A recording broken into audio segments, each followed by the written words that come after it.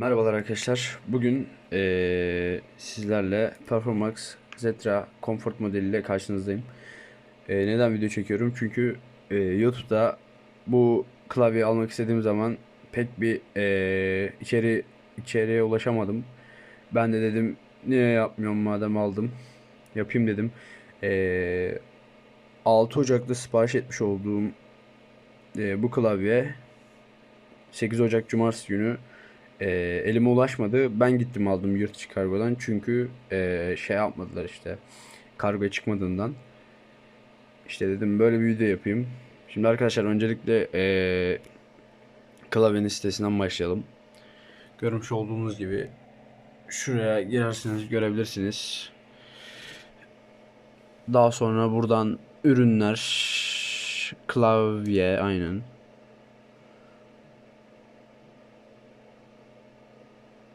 Buradan da bu klavyemizi buluyoruz. Daha sonra arkadaşlar buradan download yazıyor zaten. Buradan indire basıyorsunuz, direkt açıyorsunuz ve karşınıza böyle bir ekran geliyor. Daha sonra arkadaşlar şu an şöyle göstereyim.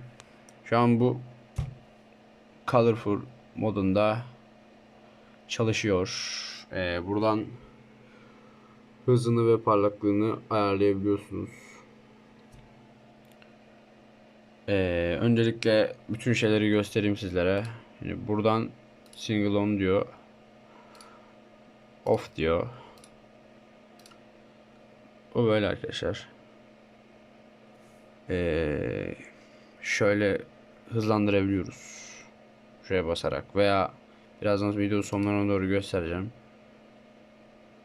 Hızlandırabiliyoruz veya parlaklığını azaltabiliyoruz.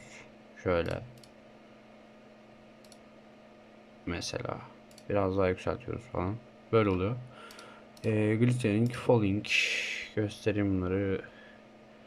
Bunların da hızları var. Direkt ben en sona çekeyim. Öyle göstereyim. Daha sonra işte colorful demizden bende seçili olan nefes modu var. Bunu en hızlıya çekelim. Böyle. Spektrum var. Bunu hızlıya çekelim. Böyle. At var.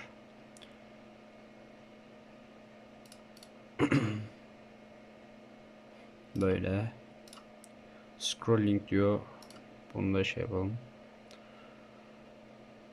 Hatta şöyle göstereyim direkt. Hem seçilişini görürsünüz.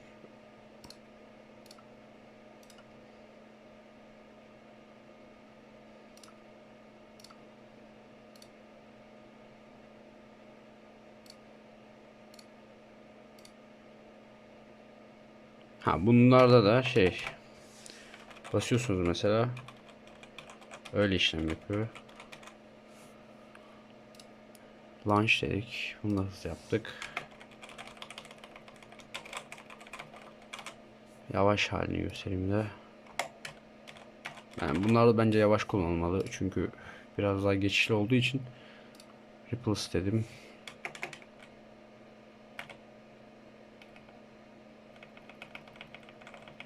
Böyle.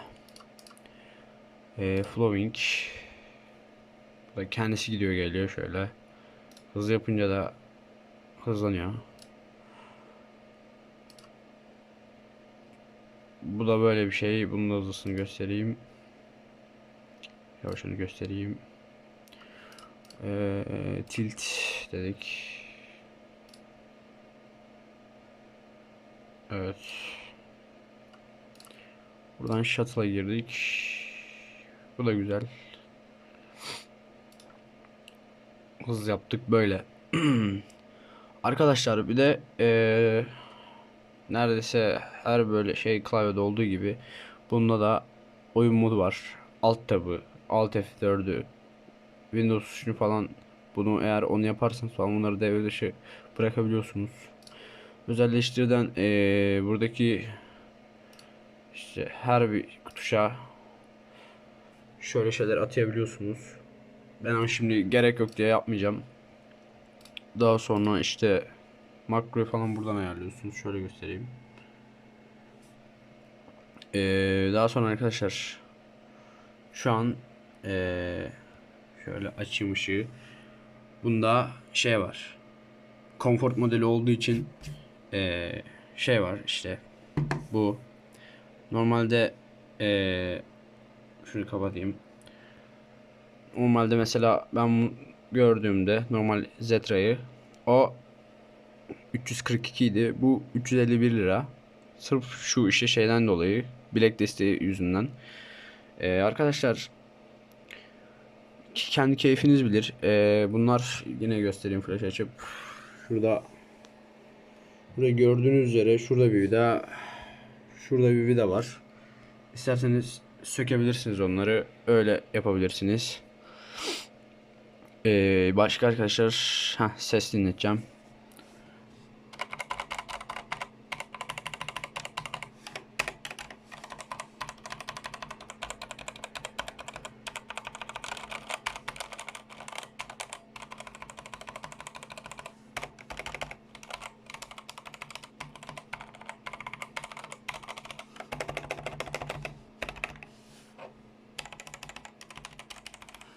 Bir de arkadaşlar enter tuşunda şöyle bir şey var.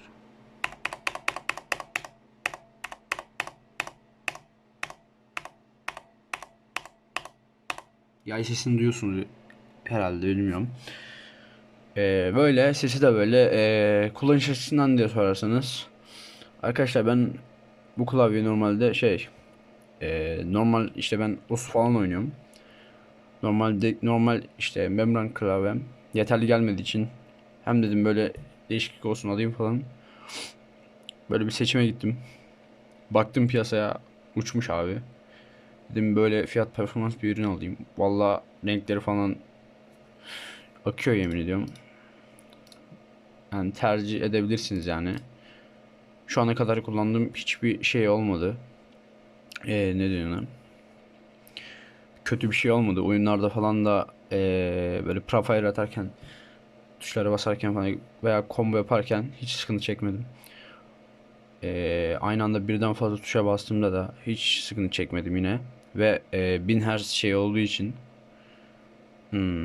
direkt tepkime şey olduğu için yine sıkıntı çekmiyorsun oyunlarda. Ayrıca şey var. Ne deniyor ona? Mesela bastığınızda direkt iletme şey var. Bir de kesitli iletme şey var işte. Bunda ondan var. O normalde 50 milyon tuş ömrü olacaksa, tıklama ömrü olacaksa işte, bu 70 milyonu çıkarıyor. Böyle bir özelliği var. Başka ne şey yapabilirim? Başka videolarda gördüğümde şey yaptığımda. Arkadaşlar olay şöyle. Ee, Mesela şu geçiş var ya, mesela şu. Onu F'nle peş down'dan ayarlıyoruz diye hatırlıyorum. Bakalım. Mesela yani geri şey oldu. Bir daha bastım şöyle rengarenk. Bir daha bastım nefes alıp veriyor. Ama bu niye böyle mavi oluyor falan, sadece onu anlamadım. Sadece mavi oluyor şu an. O herhalde bir ayarı bir şey vardır da ben onu büyük ihtimal yapamıyorumdur. Efendim pause'tan bir şey oluyor mu? Arkadaşlar olayı anında mı çözdüm acaba? Vallahi anında çözdüm beyler bayanlar. Gördüğünüz üzere Fn artı pause'a basarsanız böyle bunun rengini değiştiriyorsunuz. Bu habire solid veriyor. Mesela şu sabit ya, bunu değiştirebilirim. Aynen öyle kanka. Mesela bak. Şimdi bu sabit duruyor şu an. Öyle hareket falan etmiyor. İşte. Daha sonra buradan Fn insert tuşuna basıyoruz. Insert. Böyle.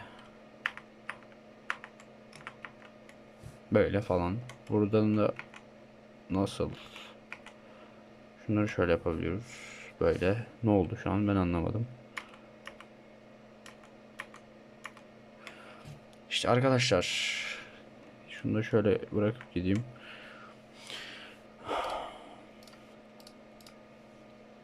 Görmüş olduğunuz üzere klavye böyle.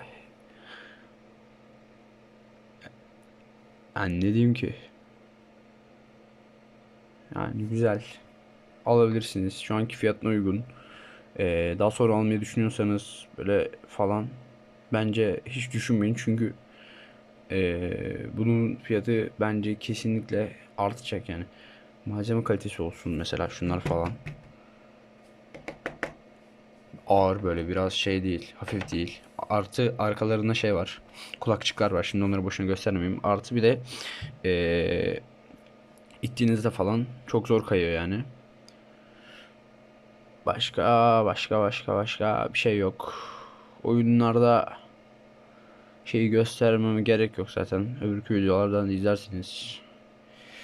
Evet arkadaşlar, bu video böyleydi. İnşallah aklınızdaki soruları giderebilmişimdir.